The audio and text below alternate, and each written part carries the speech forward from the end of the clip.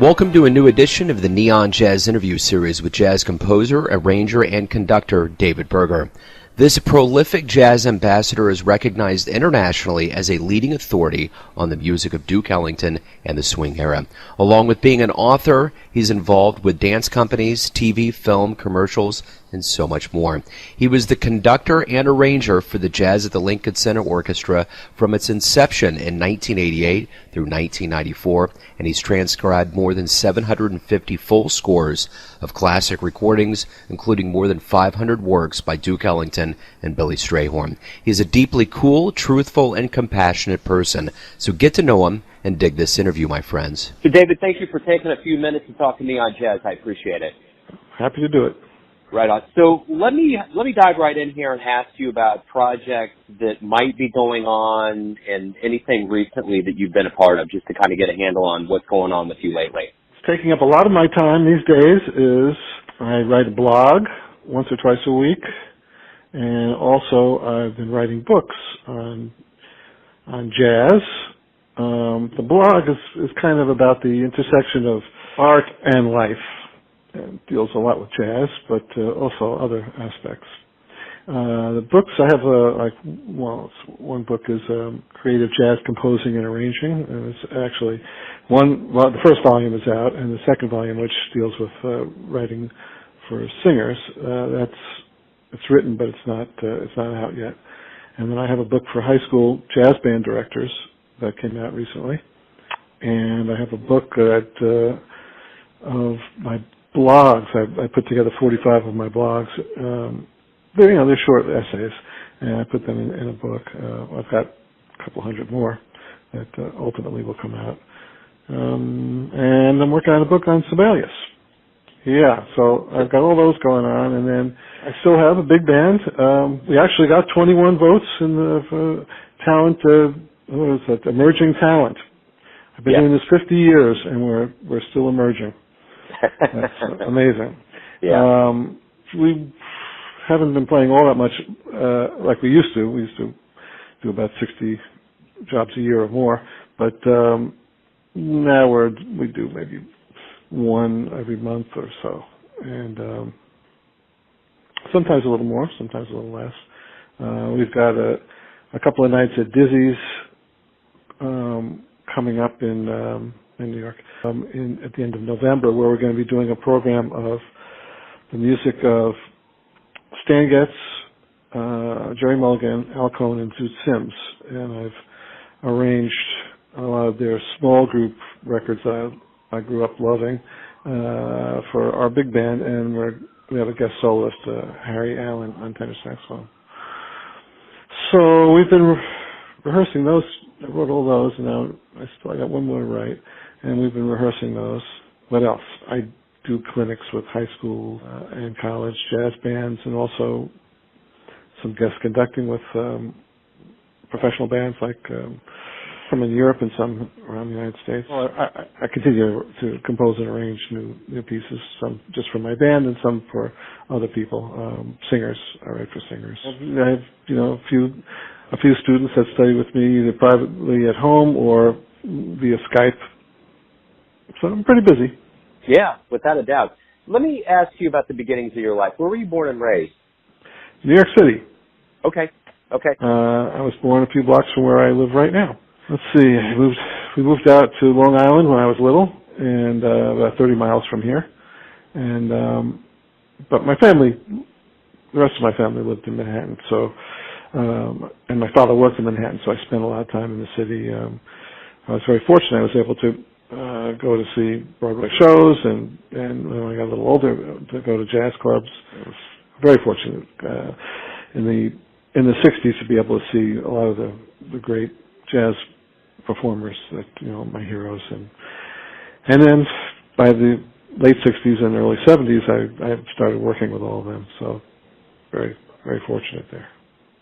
So was it just kind of a foregone conclusion that you were going to get involved with music based on the culture you were around and the way you were raised and how you were swayed by these artists? Probably not, but my mother played piano, amateur, just like at home in the afternoon. She would play some. She had a her repertoire of classical pieces that she would run through, and then she had like a lot of sheet music of like standard songs, and she would play those, and I was just my earliest memory is just being totally fascinated with that, and wanting and begging her to teach me how to play the piano. So I started playing when I was very young, and she taught me how to read music, and then when I was in, third grade, they showed us a short movie in school with all the different instruments, so like Louis Armstrong playing the trumpet, and Benny Goodman playing the clarinet, and Jascha Heifetz playing the violin. And they said, if you want to play an instrument in school, pick one of these. And I knew Louis Armstrong because he was always on TV. Like my grandfather would always watch Ed Sullivan show on Sundays, and Pops was a frequent performer on the show, and my grandfather didn't know anything about music, but he would say, sit down and watch, this is the greatest musician in the world. How he knew that, I don't know, but it must have been pretty obvious. He loved Louis Armstrong. So when they showed us this film with Louis Armstrong playing the trumpet, I had to play the trumpet. So I took that up in fourth grade, and then joined the school band in fifth grade. And then the first day of junior high, which was seventh grade, I was 12, the band teacher said, if you want to join the dance band, which was the jazz band, because we played for the school dances, come after school. And I had never played jazz before. I didn't even really know what jazz was. I mean, I knew what popular music was, which was pretty close to jazz. Some of it was jazz, some of it wasn't at that time. But we're talking the 50s, and this is 1961. So anyway, I went to this rehearsal, and within a few minutes, I was hooked. Just the feeling of swing. I got to do this. So my life was decided right then and there. Wonderful. You've been pretty prolific over your career. You were you're seen as one of the authorities on Ellington and the swing era, and you've conducted for the Lincoln Center Orchestra. You've transcribed 750 plus full scores and classical recordings. I'm curious, with all of these different things that you do as a musician, as a conductor, a director, an author, and all of these things, how do all of these feed your ed and who you are as a person? I'm always fascinated by people who don't like music. Music's not a part of their life. Like Donald Trump, music has no place in his life. And people like that, I wonder, how do they get through life? To me, music it awakens your soul. It makes you a better person. It teaches you how to empathize with other people, it gets us in touch with our humanity. And I get a large dose of this every day. I have this tremendous urge to share this, not only share the music that I write and play, but the knowledge that I've gained. I want to give it to the next generation. For 30 years, I taught conservatory, Juilliard, Manhattan School of Music, William Patterson, different New York City schools, and I really I've had, thousands of students over the years, many of which have gone on to have great careers and are real famous musicians. I love passing this on because when I was young and starting out, all the great musicians, they just gave me all this stuff.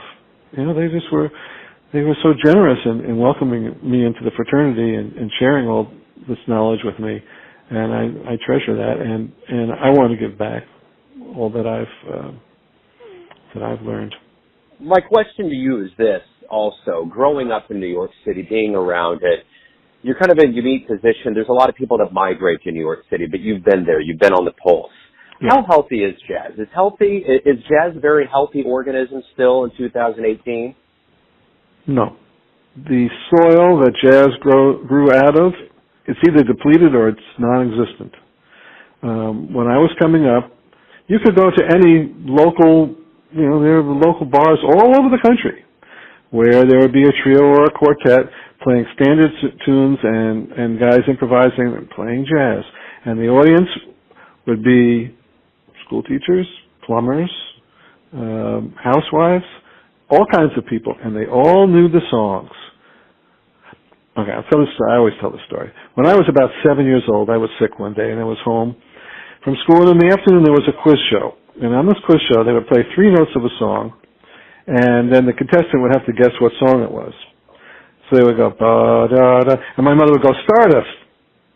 And then they would go, every song, 3 notes, she got it. And I said, Mom, you should go on the show. You know all the songs. And she would say, everybody my age knows all the songs. Now, nobody knows all the songs, and they haven't known all the songs for the last 50 years. And that's the problem. If you don't know the songs, you don't understand the music. You don't know what we're doing. There was a brief moment where swing dancing became popular in the late 90s to the early aughts. And we used to play a lot for swing dancers in those days. And these kids listened to all those old records and learned the songs. It was really great. And I remember when we first started to play those gigs, I thought, well, if I'm going to do this, I wasn't a dancer, so I should take a few dance lessons and find out how to do this, learn how to do this so that I could play better for the dancers. So I took this swing dance class, and the first thing, so I'm in a room, I'm 50 years old, and I was in a room with people that were barely in their 20s. And the teacher, who was she was probably in her late 20s, she started off and she said, I know you're all listening to and she named all these pop groups. She said, but if you want to swing dance, it's Count Basie and Duke Ellington. And I'm thinking, God, I've died and gone to heaven. This music has come back. It's not like I want the old music to come back. It's that I want the tradition to be continued so that we can build on the past. I write plenty of modern music as well. I mean, I guess I do some gigs where we play for swing dancers, and it has to cater to that. But I do a lot of modern things too. That I like the entire history of jazz, and but the thing is the continuity. We have the soil that it came from, the culture that existed at that time in the 20s, 30s, 40s, 50s, and 60s. That's gone now. People don't walk down the street to swing eighth notes anymore. Yeah. When I was growing up, you heard swing 24/7. Even the commercials on TV were swinging. Yeah. And that doesn't exist anymore. It's a straight eighths world, and there's very little melody and harmony that people hear. I'm always amazed that there's a steady stream of young kids. They graduate from college and they come to New York to go to college. Either one of the young people, and they're good players. And they come to New York, but there's no gigs. There's hardly any gigs anymore. When I was growing up, there were jazz clubs all over the place. Yeah. And you could see on any given night in New York, you could see either Count Basie or Duke Ellington. You could see Thelonious Monk. You could see Dizzy Gillespie. All these great, they were all here in one night. My friend Aria Hendricks, John Hendricks, the jazz singer, his daughter, who's also a jazz singer, she was born the day that President Kennedy was shot, and she kept the newspaper. She kept the New York Times from that day, and it was about 20 years ago. We were talking one day, and she said, "Yes, I have this newspaper," and I was looking through the newspaper, and there was a listing of all the jazz clubs and who was playing on the day that I was born. Everybody was playing, all of our heroes. There's still a couple of dozen jazz clubs, but they're not thriving, and you can't make a living playing in clubs anymore. They don't pay enough money. Do you see maybe that history is like a carousel? What goes around comes around, and it may stop back. Do you have a sense that we're going to get, like with that revival in the late 90s, where we're going to get to a place where people are going to be tired of electronic processed music that computers make and want human beings that know scales and harmony to get back into it? I thought so. In fact, when I was growing up, so we're talking, 50s and early 60s, and it was right after this great period of the 20s, 30s, and 40s, where popular culture and fine art, there was a lot of overlap. Duke Ellington was popular. Orson Welles was making popular movies. Picasso and Dali and Jackson Pollock. These people, they were popular, and it was great, and it was fine art. And I thought, this is the way the world works. And it's going to continue forever. But that ended. What happened was that there was a youth rebellion. Well, it was created by Madison Avenue. They sold America on this idea of the generation gap, so that people, the baby boomers, and there were tons of us baby boomers, they wanted to sell products to us. So they convinced us that our parents were full of it, and that we should not trust them, and we shouldn't listen to their music. We shouldn't read their books. We shouldn't like anything that they like. We shouldn't dress like them. We shouldn't speak like them. We shouldn't do anything like our parents. And so sophistication was out. Anything that hinted at sophistication at all was to be shunned. Enter rock and roll. Things have progressed from there. Yeah. So that's the problem. And how to overcome. There might be a moment where something becomes there's a fluke and something becomes popular for a minute. But do I think that it'll ever come? That we'll ever have an era like that again? I don't know. I think we're in a dark age. Our government is in a dark age. The whole world is plunging into a dark age, and I don't know if we can stop it because there's a lack of education. I don't know. Do kids read Shakespeare in school anymore?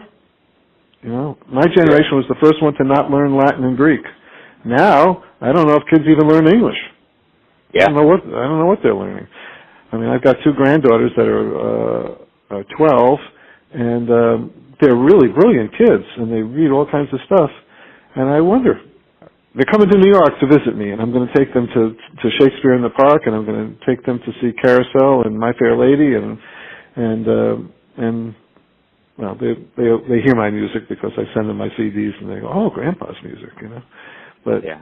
The stuff that they hear in their everyday life is, you know, it's not going to nourish their soul. I'm sounding very negative, I know that, but on the other hand, every day I fight windmills. You know, I'm constantly pushing jazz out there and trying to just put it before people, because I think that if people are exposed to jazz, they'll love it. Yeah, it's so contagious. For 3 years we played every Tuesday night at Birdland, and we get all these tourists would come in, and I would see there would be all these men who were like jazz fans, and they'd be bringing their wives and who weren't particularly into the music. And I guess that's kind of stereotypical, but mostly jazz fans are guys, and especially of that generation. So, you know, the husbands would make a deal with the wife. I'll go to Bloomingdale's with you in the afternoon if you go to Birdland with me at night. So they come, and we start to play, and I notice by the end of the first tune, and certainly by the time we end the first set, the wives are totally into it. Everybody leaves happy. So, wow, I didn't know I liked jazz. That's great. And we try to make the music accessible. We don't want to turn people away. Yeah. My girlfriend is a second grade teacher, and when she puts jazz on, it's just infectious. And half of these kids don't even know what it is, and they just go. They like it. They move. And it's swing era. It's Duke. It's Count. It's the good stuff, and they love it, man. It's, you know, and they're totally mystified by Monk. You know, when he comes up and he's doing what he's doing, because even to this day, it just doesn't sound right, but it's the best sound in jazz. It's like, wow, what is that? You know, it's like a spaceship landed and just left a box and stuff for people to listen to, you know. So when we would play outdoor concerts, like in the summer you play park concerts and then there'd be a lot of adults, but then there'd be some kids that would be up at the front. The kids would always be dancing to the music. Yeah. Because the music has a dance impulse to it. If the kids don't know how to dance, they just jump up and they got to move their bodies to the music. The adults are too embarrassed to do that. But although we play a lot for swing dancers and I like that. That's very gratifying. But let me ask you this. In general, you've done so much. You've been so prolific over your career with so many different things, from being, in charge of the Detroit Jazz Festival, working with dance companies. There's been such a diversification that you've done over your career. There's been so many levels and parts of it, and it's prolific. So my question is this. At this point in your life, are you happy with how everything's turned out? Yeah, I mean, I'm very thankful for all the things I've gotten to do, but I still have a lot of projects I've dreamed up all these projects, and I want to do Porgy and Bess. I got a couple of musicals I wrote that I need to get staged. I got a dance piece that needs to be choreographed. I got a lot of projects. I'm not unhappy with what I've done. I would say I'm very thankful, and when I look back on the stuff I've done, wow, it's amazing. What great opportunities I've had. But I hope I live long enough to do all the things that I dream of. A friend of mine ran into Billie Jean King, great tennis star she's older now, and he asked her, "How do you feel about getting older?" And she said, "Well, the thing is, when I die, I'm going to be really pissed because there's so much more I want to do." Yeah. And that pretty much sums up how I feel. Every day, I don't sleep enough because I wake up early and I have a million things I want to do. I can't wait to get to work, because I always got new music in my head, and the urge to create, it's at least as strong as it was when I was starting out. Why do you love jazz? The first thing that grabbed me about jazz was the rhythm. It just made me feel happy and joyous. And as I got to learn the music, then I got, the melodies. I learned all these melodies. I love all these melodies. I had to learn them. And then I got into the harmony. Most jazz musicians, they get trapped in they spend 90% of their time figuring out the harmonies, and they don't spend enough time on the rhythm, which is the most important thing. But I'm fascinated with harmony. I'm always discovering new things, and orchestration as well. I try to find new sounds. Overwhelming thing is the rhythm of it. When the rhythm feels good, when we're playing in a club and it starts to swing, all of a sudden it's like, man, the universe has totally lined up, and there's nothing like it. And I can feel it. The whole everybody in the whole room knows it.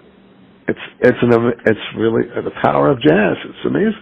It is. Let me ask you this. Everyone has a version of you, your family, your friends, your fans, but you know yourself best. So who do you think you are?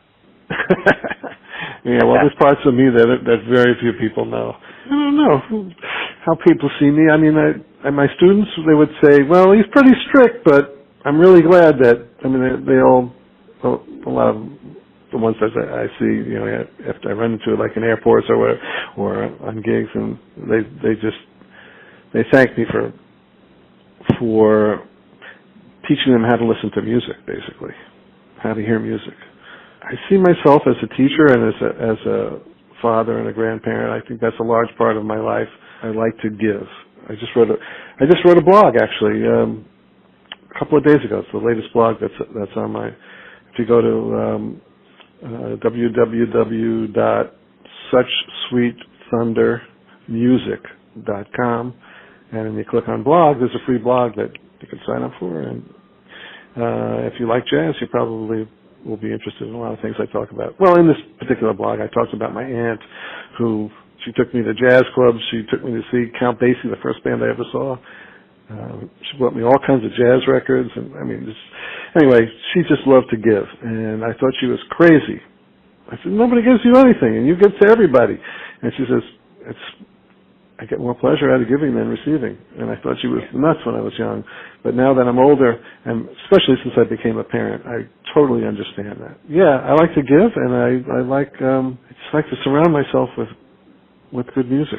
But I like all the other arts too. I'm a big fan of film, and I've seen a zillion movies, and I've worked on a bunch, and that was a lot of fun.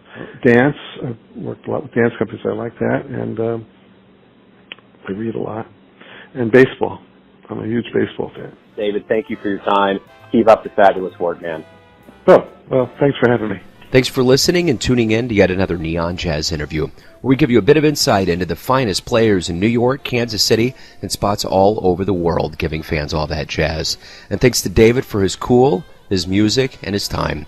If you want to hear more interviews, go to Famous Interviews with Joe Domino in the iTunes Store. Visit neonjazz at youtube.com. And for everything Neon Jazz, go to the neonjazz.blogspot.com.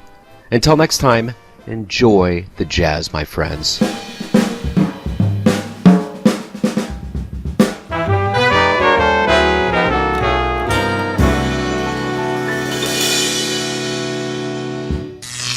Neon Jazz.